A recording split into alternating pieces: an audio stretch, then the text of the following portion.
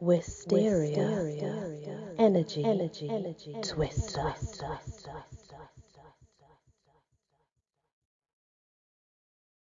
Hello everyone, welcome back to my channel and to the Fae.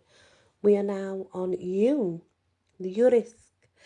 That's what's next. A solitary Scottish fairy would sometimes gather together in groups. Briggs considers them a type of brownie because they can be helpful around homes and farms, while Carmichael describes them as monstrous and dangerous to those who come across them. Dwelly calls them both a brownie and a water god, and the name is spelt in many different ways, but it's been anglicised to Urisk. Sources generally agree that the Urisk is half man, half goat, although they differ on whether they appear to be ugly or attractive.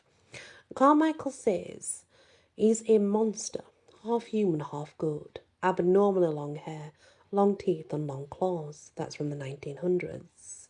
In contrast, Dwelly says he's a jolly, personable being with a broad blue bonnet, flowing yellow hair and a long walking staff.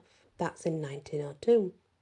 The Urisk may help around human habitations, in which case they prefer to be given or to take milk, although they may frighten humans who see them.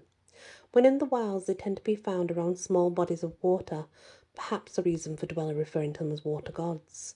When they gather in groups, that it's also known to happen around lakes and waterfalls when they do that. Now we are on the Unseelie, a Scot word now more commonly spelled differently though. Like it was unsee, but now it's Unseelie. It comes in a variety of different words though, to be fair, thinking back. But yeah, it's the Unseelie. In essence, the word represents the opposite of the counterpart Seelie. And just as Faries, it describes the opposite of the Seelie's fairies, so basically it's describing the bad fairies. Generally, it can be defined as a person who is unhappy, unfortunate, or unlucky. And in context of fairies, the implication isn't that they are these beings, but that they bring these things with them. The word is from the Scots word unsel, a noun for a wicked or troublesome person. It's related to an Old English word, unsilly, meaning unlucky. All of these meanings should be taken into account when trying to understand Unseelie fairies. MacNeill calls the Unseelie wicked wights and says that they are perpetually ready to harm humans, which is why special precautions were taken against them. Their power is greatest on quarter days, and this is when most care should be taken to ward them off and avoid encounters with them. That was in 1956, MacNeill wrote that. They are not limited to these times, however, and can be dangerous at any time if a person is unfortunate enough to run across them. This then leads us to the Unseelie court, and the Unseelie court is gathered, it's a group of beings who are more harmful to humans, let's say. The word court in this context can refer to both a group or company as well as a royal court, and so it is both all malevolently inclined fairies in several and general groups. It's so hard to explain because the specifics of it's not so much talked about, there is a queen of the Unseelie court. Nick Neville is considered one of the queens of the Unseelie court, or the only queen. But just as a Seelie court, they're most inclined to help humans without a reason. The Unseelie court are those who are most inclined to harm humans, again, without reason.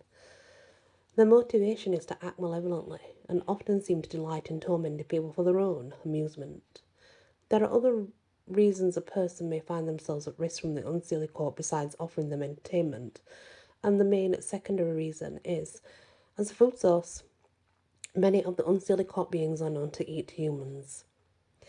Which beings fall into the auspices of the Unseelie court are a matter of opinion, as folklore isn't conclusive. Some beings can be fluid in their relations to humans. Kelpies, for example, are generally dangerous to humans, but may sometimes be helpful and caring towards them. Others, however, are solidly against humans' safety and interests, such as the redcaps. The Unseelie is strongly connected to the Unseelie court. And that is the U in Fairies over and done with. So it's a much shorter episode this time because there's not many U's in. But anyway, guys, please hit that like, Share if you can, and if you've not yet subscribed, please consider doing so. It's completely free and it really helps the channel. Thank you so much and many blessings. Wysteria, energy, twister.